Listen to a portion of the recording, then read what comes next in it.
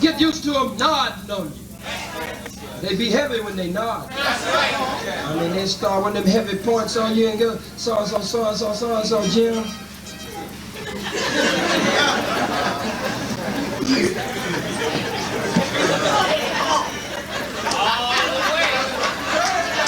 And so. I mean, they don't even break their stride. They pick right up at the same point.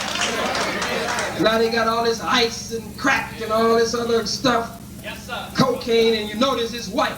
That's right. And the white man know the condition he put our minds in. Well, we're saying lift up the skirt again. I don't believe you're missing what I'm saying. Well, lifting up the skirt again, as the scripture says, raising the skirts of the garment. I'll say it once more for you, and only once more.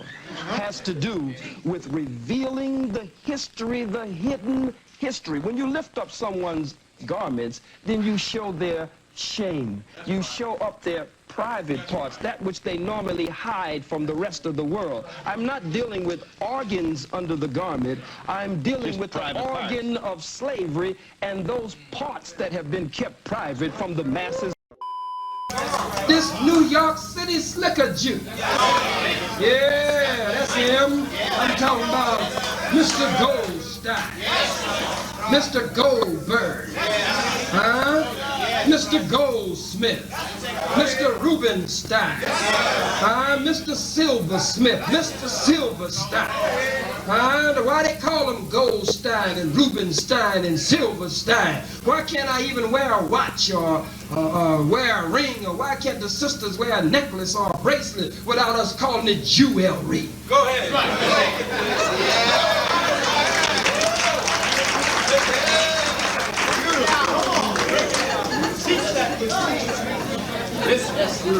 Jewelry. You say it real quick and real slick and real proper.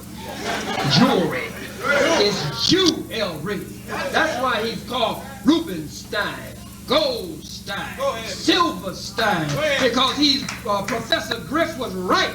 Featured Richard Griffin, a.k.a. Professor Griff, who had been kicked out of Public Enemy back in 1989 for anti-Semitic comments. He and Nick retread anti-Semitic conspiracy theories and questioned the birthright of the Jewish people.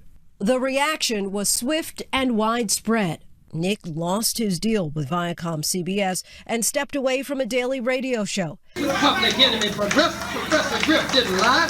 He stole the gold. He stole the silver. He stole the rubies, and he's stealing in South Africa right now and all over Africa right now. Your gold, my gold, your silver, my silver, your rubies and my rubies. That's why he's called Goldstein and Silverstein and Rubenstein.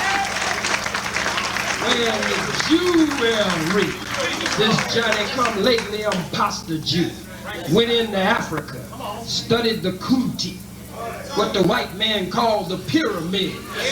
But when you study the Medunetta, study the what? The who? The what? One more time. Study the Medunetta. When you study the Medunetta, which the white man calls hieroglyphics. When you study the nature of things, because the term nature comes from the term neter. Go ahead. Break it down. You with me? Yes, Let the church say amen. Amen. Let the church say amen again. Amen. Church say amen one more time.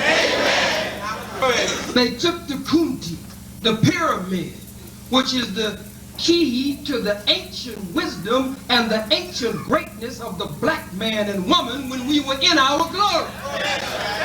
Took it and studied the mathematical and geometrical principles behind it. Studied the high science and the deep wisdom behind it. Studied and then turned it around and turned it upside down and tried to turn it against us. Now the 6-pointed star belongs to us as well as the 5-pointed star. All the stars belong to us because we are the stars of God.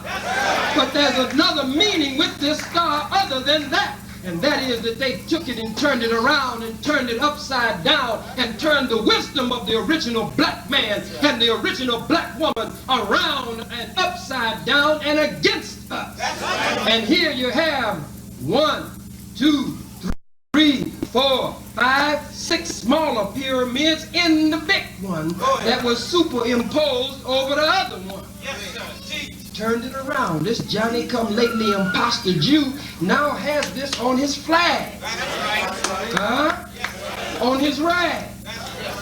That old Ashkenazi Jew, the European Jew.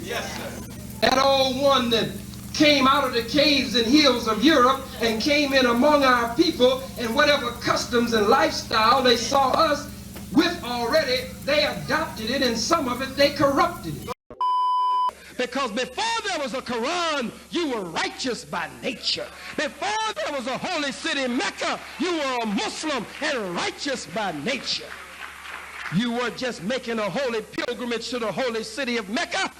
You were making holy pilgrimages to the sacred and the holy city of Abydos. You were making sacred pilgrimages to Ile Ife. You were making the sacred pilgrimage all over key points of Africa, and you understood the one God.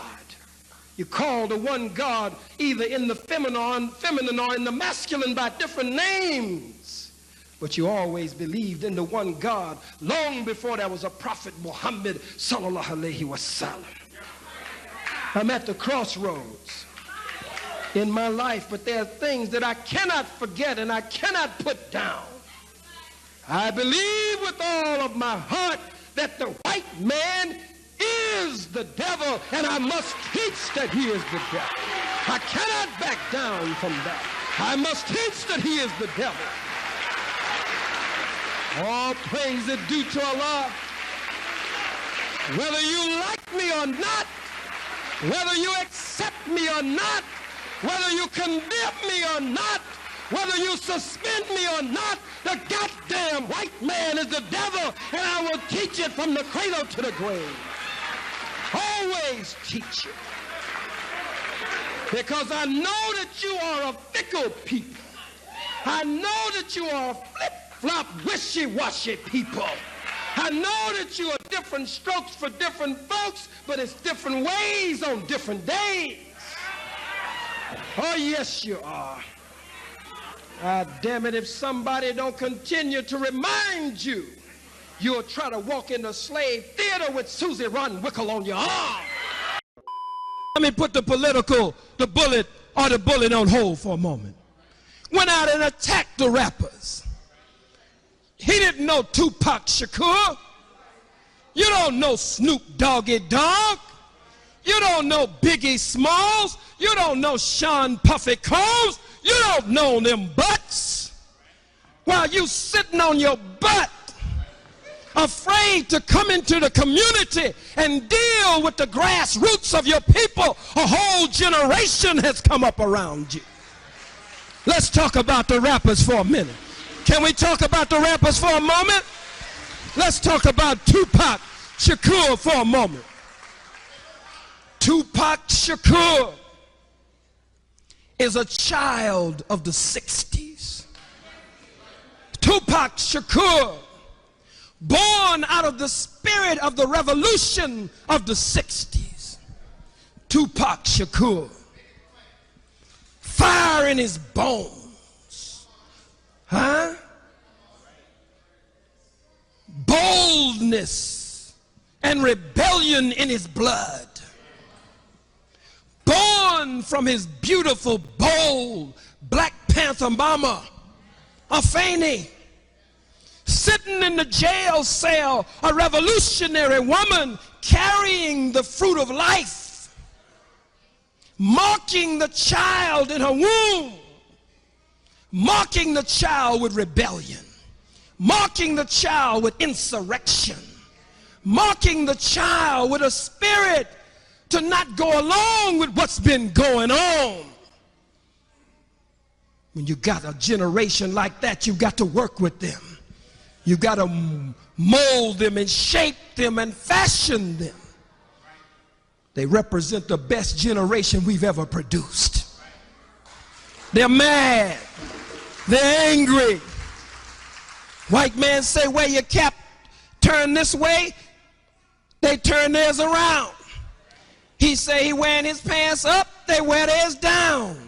Whatever he says do, they do the opposite. rebellious, sick and tired of what's been going on in the hells of North America. And so they rap lyrics that speak to the pain and the suffering and the low down life of the black man and woman. Woke up this morning feeling supercharged. I was pulled from the bottom, landed on top when they cut the cards. You can cut the tension in a room with a knife when you the leader. Fake handshakes and smiles from all kind of people. I thought when family was down, you're supposed to try to help.